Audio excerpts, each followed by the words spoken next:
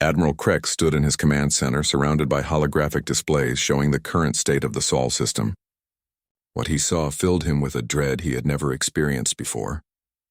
In 6 weeks, the humans had transformed their entire solar system into the most heavily fortified military zone he had ever encountered.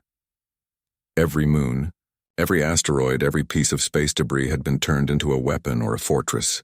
The humans had built weapons platforms that drifted through space like sleeping giants, waiting to awaken when enemy ships came too close. They had created mobile shipyards that could build new vessels while moving between planets. Most disturbing of all, they had turned their own space stations into massive guns that could punch holes through his heaviest battleships. Status report, Krex ordered his tactical officer. Sir, our effective fleet strength is now at 412 operational vessels. The humans have approximately 800 active ships in their defensive fleet, with new vessels joining them every day. Krex felt his chest tighten. When he had arrived, the humans had maybe 300 primitive spacecraft. Now they outnumbered him and their ships were equipped with technology that matched or exceeded his own. How is this possible? He asked, though he already knew the answer would disturb him. The humans have established manufacturing centers on 17 different moons and asteroids throughout their system. They're producing approximately 100 new ships per week. But sir, that's not the worst part. Continue. The new human ships are not copies of their original designs or our captured technology. They're completely new designs that incorporate the best features of both human and hegemony engineering. A holographic display showed the latest human warship design. It was sleek and deadly, with weapon systems that Krex's scientists couldn't fully understand and armor that seemed to be stronger than anything in the hegemony fleet. They've surpassed us, Krex said quietly. In many areas, yes sir. Their ships are faster, more maneuverable, and carry more firepower than equivalent hegemony vessels. But there's something else. The tactical officer activated another display showing recent battle footage. Watch this engagement from yesterday, sir. Notice how the human ships move. Krex watched as human vessels flowed through space like schools of fish, never getting in each other's way, perfectly coordinated in their attacks and retreats. They moved with a grace and precision that spoke of thousands of hours of training and natural talent. They're not just building better ships, the tactical officer continued. They're becoming better pilots. Every engagement teaches them something new, and they adapt faster than we can counter their innovations. Show me the latest intelligence on their commanders, Krex ordered. The display changed to show profiles of human military leaders. Admiral Sarah Chen, who had developed the tactic of using asteroids as kinetic weapons. General Marcus Thompson, who specialized in coordinated attacks using hundreds of small ships. Colonel Elena Vasquez, who had figured out how to hack into hegemony communication systems and eavesdrop on alien battle plans. But the profiles revealed something that chilled Krex to his core. These were not career military officers who had spent decades learning their craft.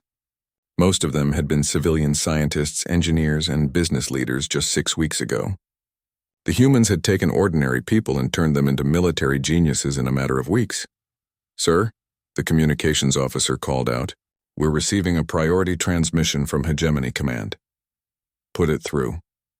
The holographic display showed Supreme Commander Yalax, the overall leader of Hegemony military forces. His expression was grim. Admiral Krex, I have reviewed your reports. The situation is unprecedented. Yes, sir. I urgently need reinforcements. At least 2 more fleets. That's why I'm contacting you, Admiral. There will be no reinforcements. Krex felt the blood drain from his face. Sir? Admiral, we are facing rebellions in 12 different sectors. Our supply lines are under constant attack by what appear to be human ships operating far from their home system. 3 of our major shipyards have been destroyed by unknown attackers using human tactics. How is that possible? The humans don't have faster-than-light travel. They do now, Admiral. They reverse-engineered our FTL systems in 4 weeks and improved on the design. Human ships have been spotted as far as 200 light-years from their homeworld. Krex sat down heavily in his command chair. The implications hit him like a physical blow. Admiral, Supreme Commander Yalax continued, the humans are not just defending their homeworld. They are conducting a galaxy-wide campaign against the hegemony. They appear to have made contact with species we have conquered, and are providing them with weapons and tactical support. Sir, we need to withdraw our forces and regroup. Withdrawal may not be possible, Admiral. Human forces now control the hyperspace routes leading out of their system. You are effectively surrounded. The communication ended, leaving Krex staring at displays that showed his strategic situation growing worse by the hour. Sir. His aide approached hesitantly. There's been a development with the prisoners. What now? They've escaped, sir. What? How? They built tools from food containers and medical supplies, picked the locks on their cells, overpowered the guards, and stole 3 shuttles. They're now broadcasting propaganda messages throughout our fleet. What kind of messages? His aide activated a speaker, and a cheerful human voice filled the command center. Attention, hegemony forces. This is Lieutenant Maria Santos of the Earth Defense Force. I just want to say thanks for the hospitality during my stay aboard the Dominator. The food was terrible, but the conversation was great. To the crew of this ship, you seem like decent people fighting for a bad cause. Why don't you just go home? We promise we'll let you leave peacefully if you stop shooting at us. And to Admiral Krex, the voice continued, thanks for the tour of your ship's systems. We learned a lot about hegemony technology. That information is being put to good use right now. Krex realized with horror that the escaped prisoners had been gathering intelligence the entire time they were captive. Information about his ships, his weapons, his tactics, all of it now in human hands. Sir, the tactical officer called out, we're detecting multiple human ships approaching our position. How many? 200 vessels, sir. But these are different from previous attacks. These ships are larger and appear to be heavily armed. The main display showed the approaching human fleet. The ships were indeed larger than anything the humans had fielded before, and they moved with a confidence that suggested they knew something Krex didn't. Admiral Krex, a new human voice came over the communication system. This is Admiral Sarah Chen of the Earth Fleet. I believe you're familiar with our work. Krex recognized the name from the intelligence files. She was the human who had developed kinetic asteroid weapons. We would like to discuss terms for your surrender. Admiral Chen continued. Surrender? Krex almost laughed. You're outnumbered. I still have over 400 ships. Admiral, you might want to look at your tactical display more carefully. Krex studied the screen and felt his blood turn to ice. The human ships were not alone. Surrounding his fleet were thousands of objects that he had dismissed as space debris, but as he watched, those objects began to move with purpose. Automated weapons platforms, his tactical officer said quietly. They've turned every piece of debris in this area into a remote-controlled weapon. You see, Admiral, Chen's voice continued conversationally, while you've been fighting the ships you could see, we've been surrounding you with the ships you couldn't. You're not facing 200 human vessels. You're facing over 3,000. The tactical display updated to show the true situation. Krex's fleet was surrounded by a cloud of human weapons that had been disguised as harmless debris. Asteroids that were actually missile platforms. Disabled satellites that were actually armed drones. Even what appeared to be wreckage from previous battles had been turned into remote-controlled bombs. This is impossible, Krex whispered. Admiral, Chen said, and her tone was almost sympathetic. You're fighting a species that has been at war with itself for 5,000 years. We've had a lot of practice. You're good soldiers fighting for a powerful empire. But we're artists and war is our art. What do you want? Your surrender. Complete and unconditional. In return, we'll treat your crews with respect and allow them to return home safely. We have no interest in ruling other species or conquering territory. We just want to be left alone. Krex looked around his bridge at officers who had served with him for decades. They all looked back at him with expressions that mixed fear, confusion, and the beginning of acceptance. And if I refuse, then in approximately 10 minutes your entire fleet will be destroyed. We've calculated the optimal firing solutions for every ship in your formation. This isn't a bluff, Admiral. We're just trying to minimize unnecessary casualties. Sir, his communications officer said quietly, I'm receiving surrender requests from 17 of our ship commanders. They're terrified, his tactical officer added. They've never faced an enemy like this. Krex realized that his officers were right to be afraid. The humans had not just outfought them, they had completely outthought them. Every move the hegemony fleet had made had been anticipated and countered. The Grand Council chamber was in chaos. Representatives from 47 species shouted at each other in dozens of languages, while holographic displays showed the complete destruction of Admiral Krex's fleet. Council leader Vorthak pounded his gavel repeatedly, trying to restore order, but few were listening. Commander Zephyrus sat in the back of the chamber, watching the panic with a mixture of satisfaction and sadness. 6 months ago, these same beings had called him mad for warning them about the humans. Now they were learning the truth of his words, but it might be too late. "Order," Vorthak shouted. "We will have order in this chamber." Gradually, the noise died down. Representatives took their seats, but the fear in their eyes was unmistakable. "We are here to discuss the crisis in the Sol system," Vorthak announced. "Admiral Krex's entire fleet has been destroyed or captured. The humans have refused all attempts at negotiation, and we have confirmed reports of human ships operating throughout hegemony space." Representative Quill, the tentacled being who had mocked Zephyrus months earlier, stood up with obvious difficulty. "How is this possible?" he demanded. "Our intelligence report said they were primitive. They didn't even have faster-than-light travel." "They have it now," replied General Corax, the hegemony's chief military strategist. "They reverse-engineered our FTL drives and improved them. Human ships are now faster than ours." "Improved them?" gasped Representative Yix, the crystal being. "In 6 weeks?" "In 4 weeks, actually. They spent the other 2 weeks building the improved drives and installing them in their ships." The chamber fell silent as the implications sank in. "General Corax," said Vorthak, "what is our current military situation?" The holographic displays changed to show a map of hegemony space. Large portions of it were now marked in red. "We have confirmed human attacks in 37 star systems," Corax reported. "They are not attempting to conquer territory, but they are systematically destroying our military installations and freeing conquered species." "Freeing them?"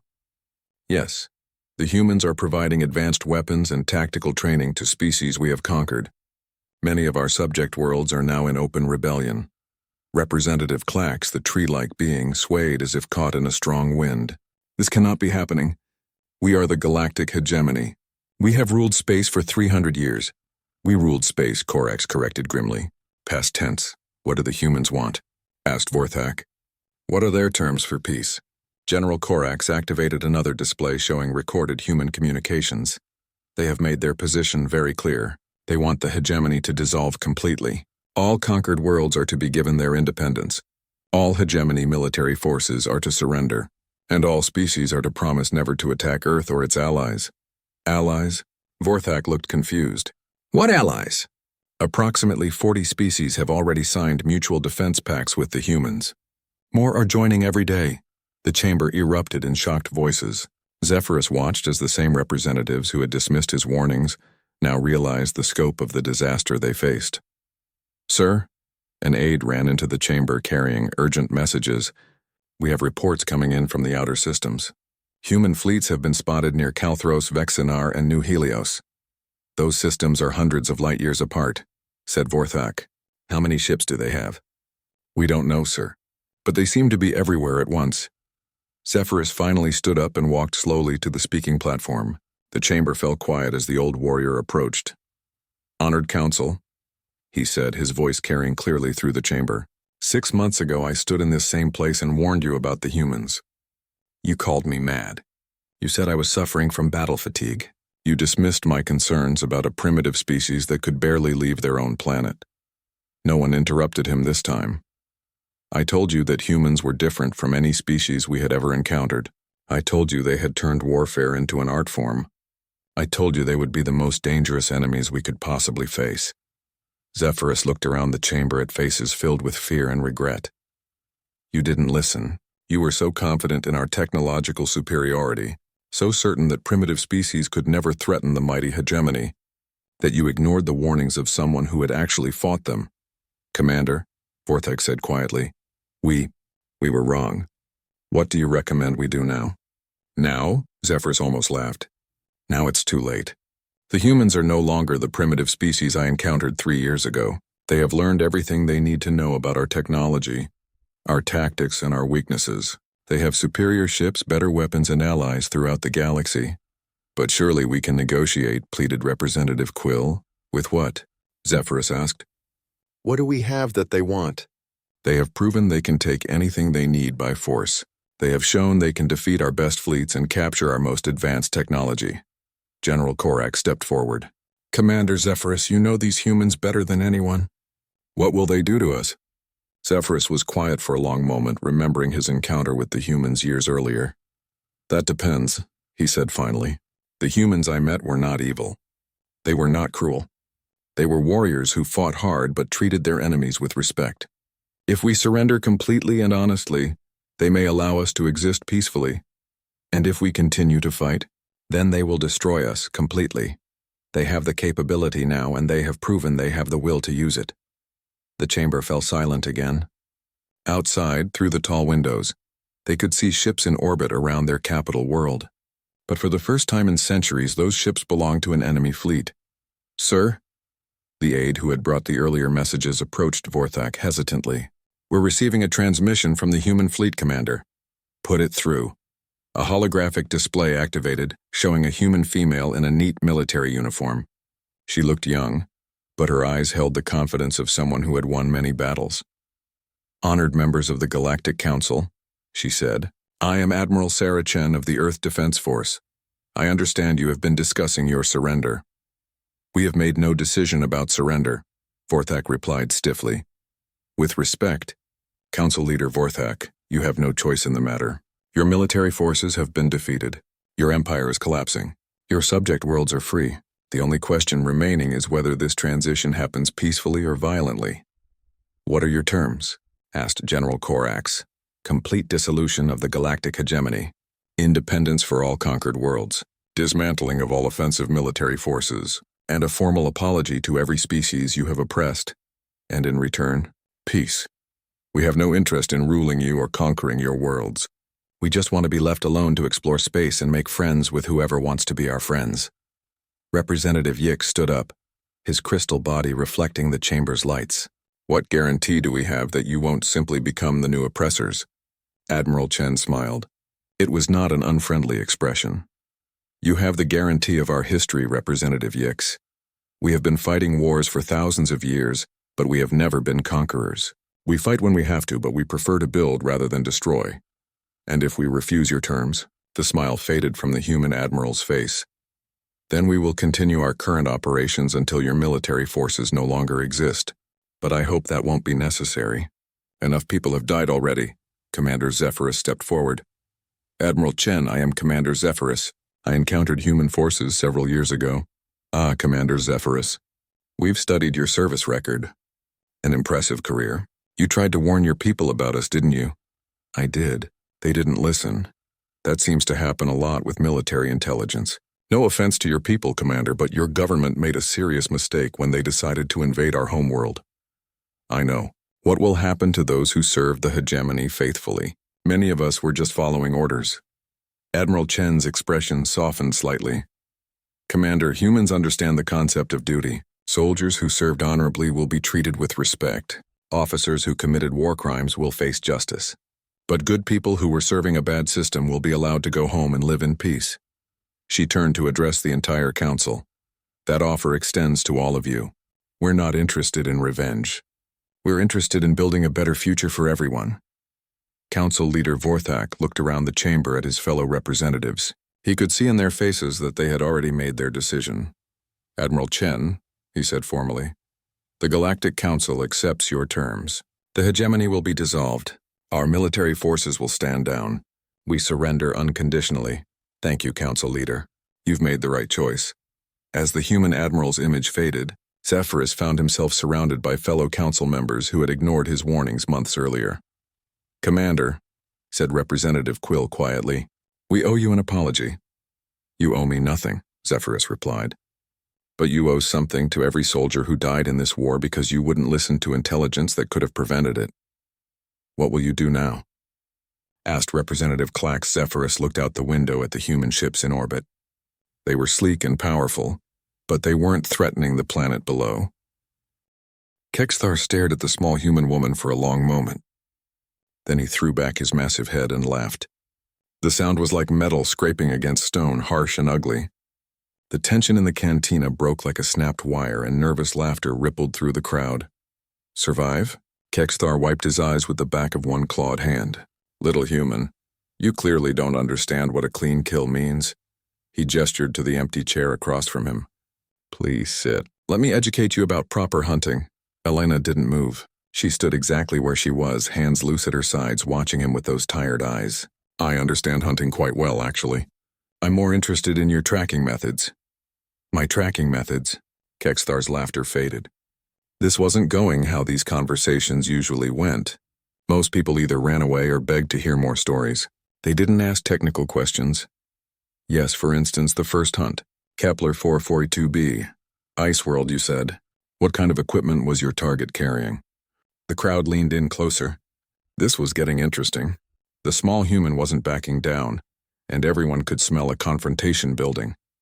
Kexthar's cybernetic eye whirred as it focused on Elena. Standard colonial gear.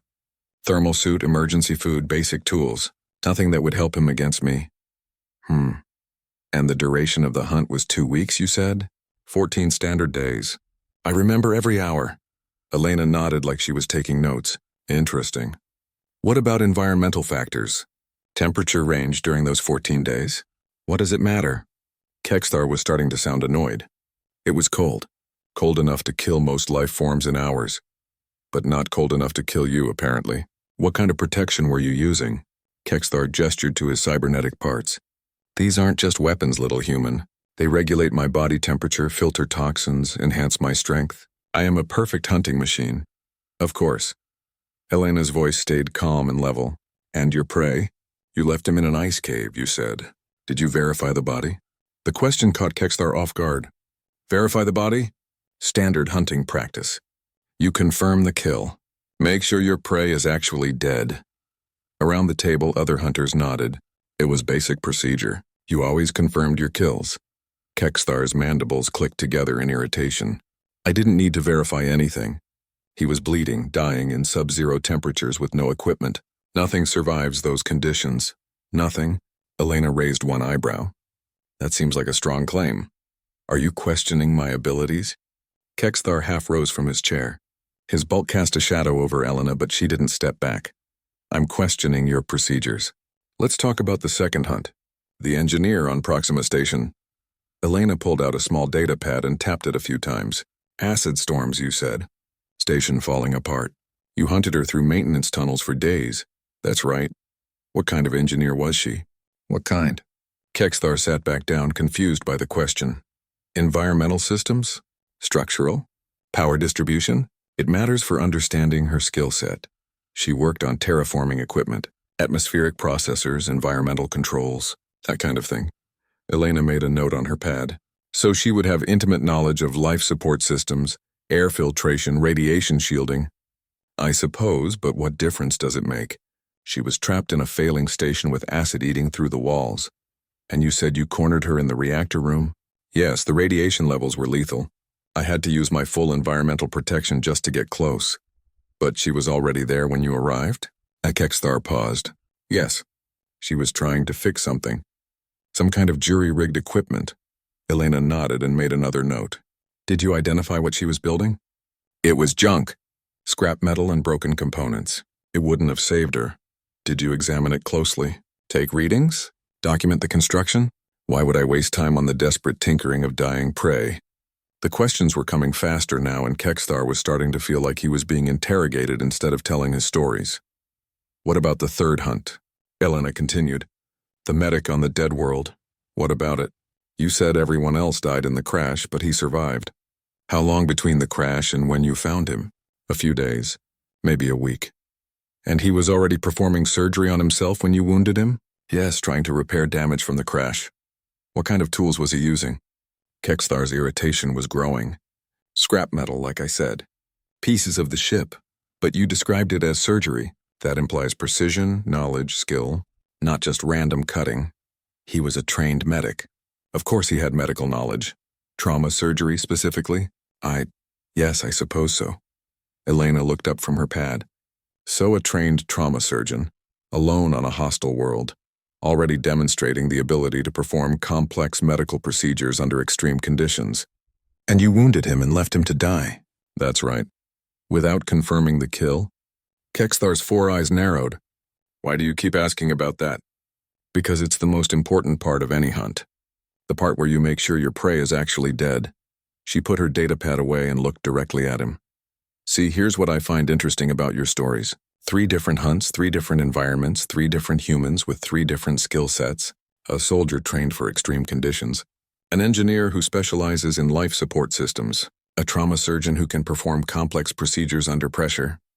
The cantina was dead quiet now. Everyone was listening. And in all 3 cases, you wounded them and left them in hostile environments instead of confirming the kills. That's either very sloppy hunting or... She let the sentence hang in the air. Or what? Kexthar demanded. Elena smiled for the first time since she'd approached his table. It wasn't a warm smile. Or you're not as good a hunter as you think you are. The insult hit Kexthar like a physical blow. He surged to his feet, his massive form towering over Elena.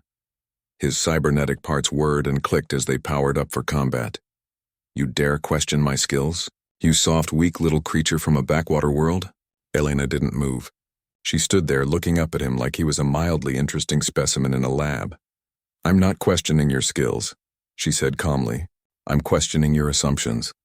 She reached into her jacket and pulled out a small identification card. She held it up so everyone could see. Dr. Elena Vasquez, Xenobiological Survey Corps, specialist in adaptive survival mechanisms across hostile environments, the crowd murmured. The Survey Corps was well known. They were the people who studied life forms in the most dangerous places in the galaxy. I just returned from a 2-year survey mission in the Outer Rim, Elena continued, cataloging human colonial settlements in extreme environments. It's fascinating work, really. You'd be amazed what humans can survive when they have to. Kexthar's combat systems powered down slightly. This wasn't going the way he'd expected. What are you suggesting? Elena put her identification away and looked around the cantina. I'm suggesting that maybe we should check on those 3 humans you hunted. You know, for scientific purposes.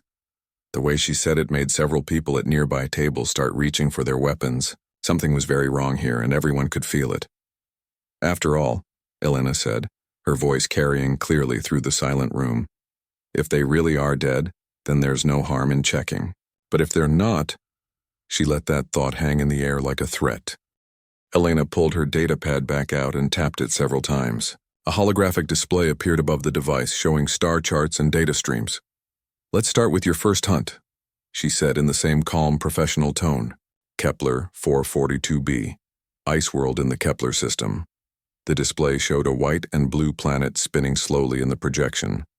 According to galactic colonial records, there was indeed a crash on this world 18 months ago. Transport vessel New Hope went down during an emergency landing. 47 souls on board. She tapped again, and the display changed to show crash site imagery. Official rescue mission found 46 bodies. 1 person was listed as missing, presumed dead. Marcus Chen, former colonial marine survival specialist. Kexthar shifted uncomfortably. That proves nothing. I told you he died in the ice caves, did he? Elena looked up from her pad. Because 3 months after the crash, long-range sensors detected thermal signatures in that same cave system. Not just heat, but organized heat. Structures, someone was living there.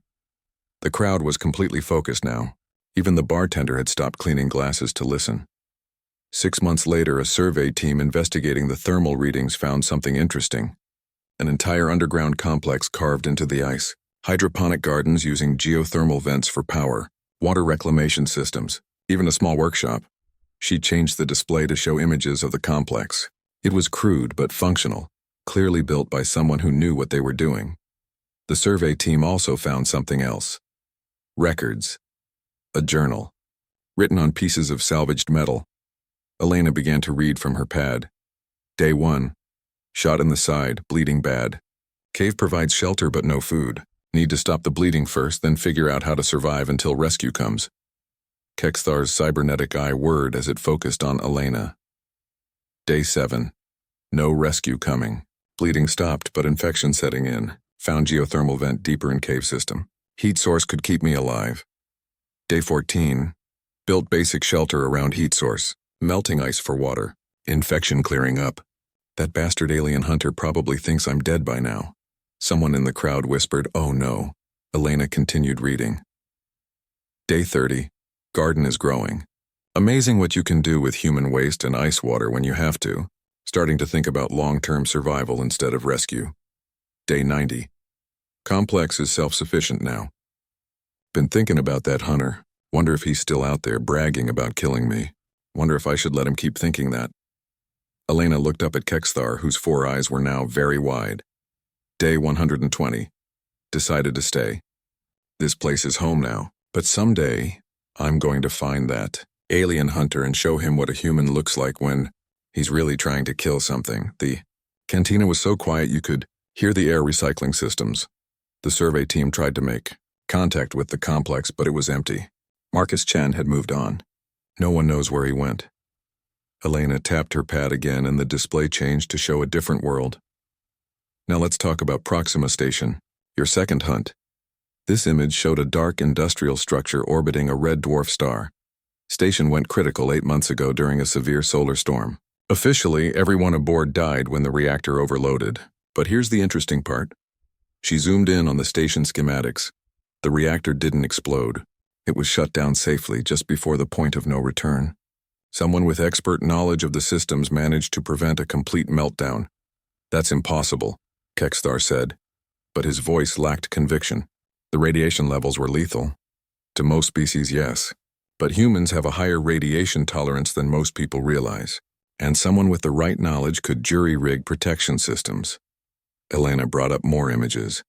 These showed the interior of Proxima Station, but it looked different than it should have. Remote surveys show that large sections of the station have been converted into something else.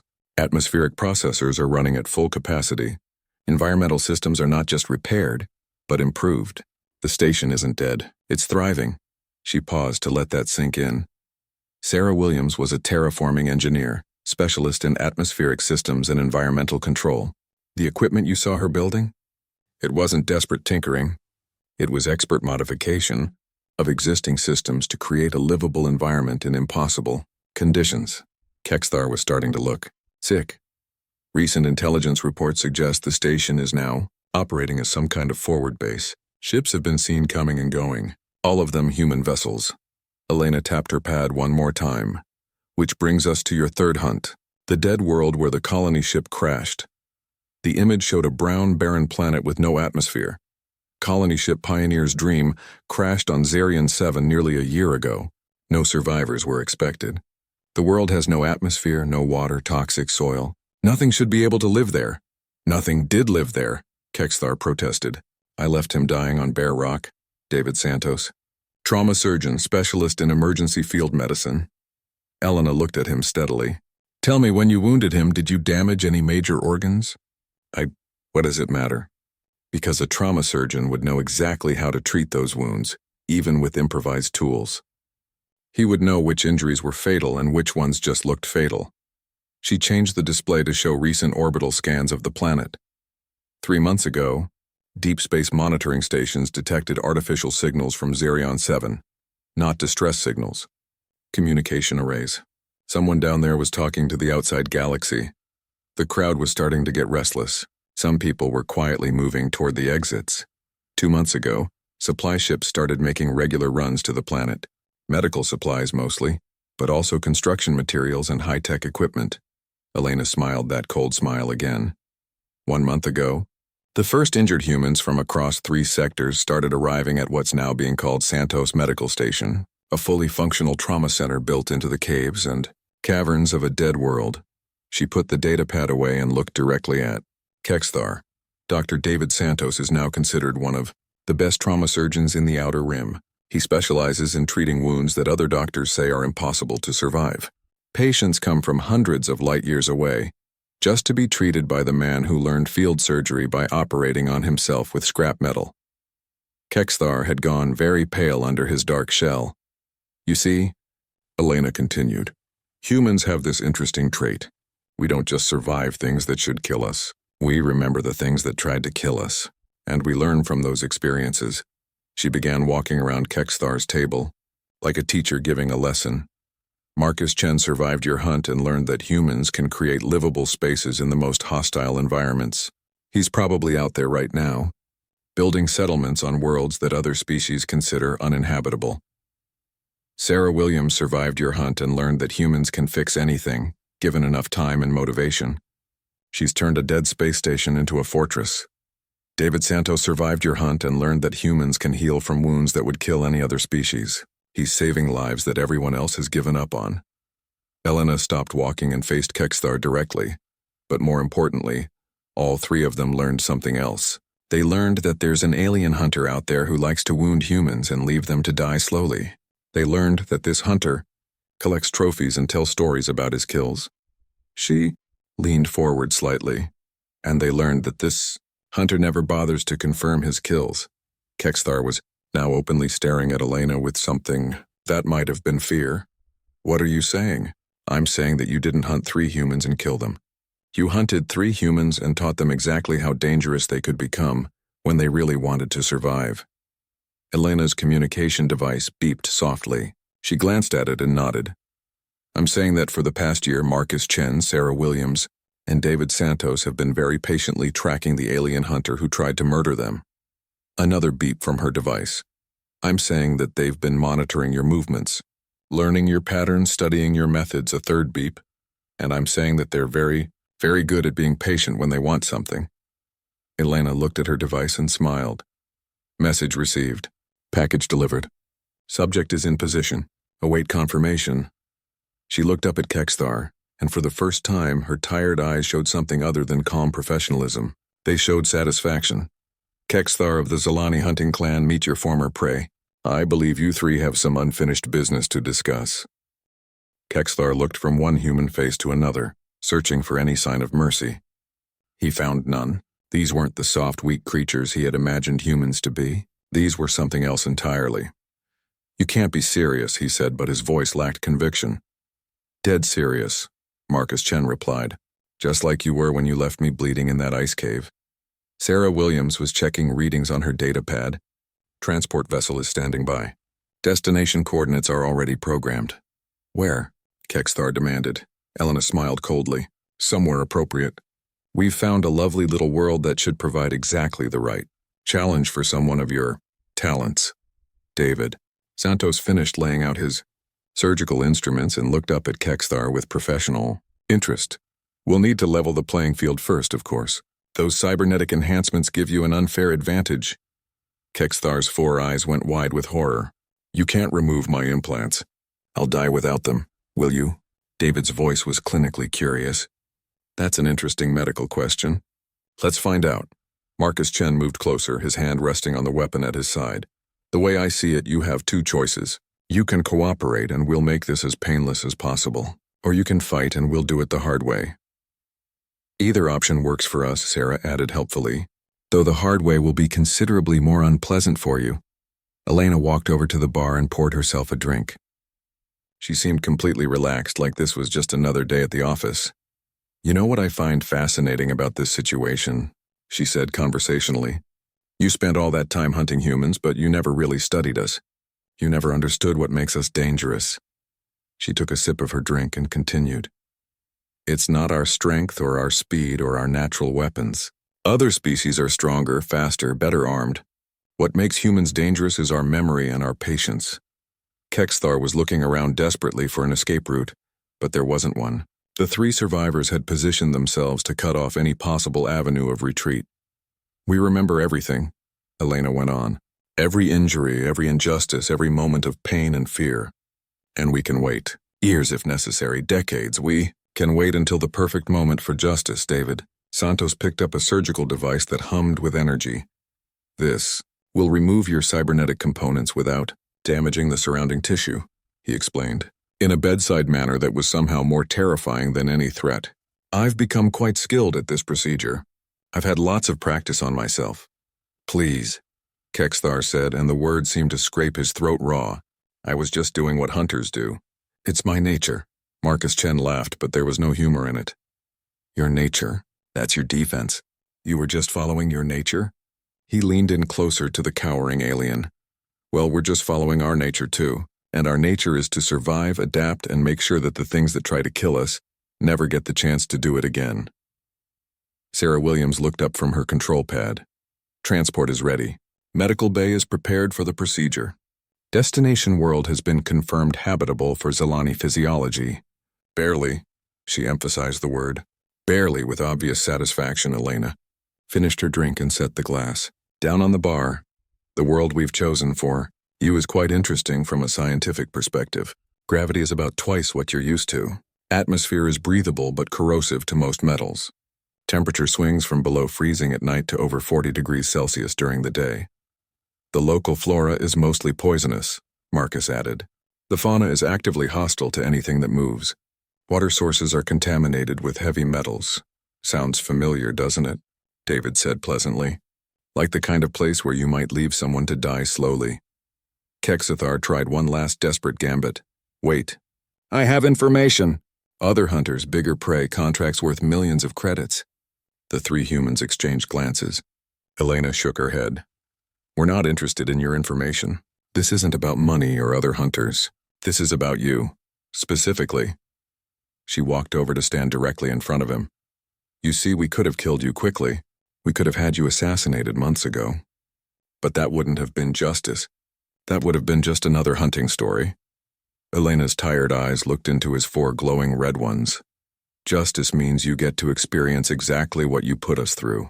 The fear, the pain, the desperation of trying to survive in a place that wants you dead.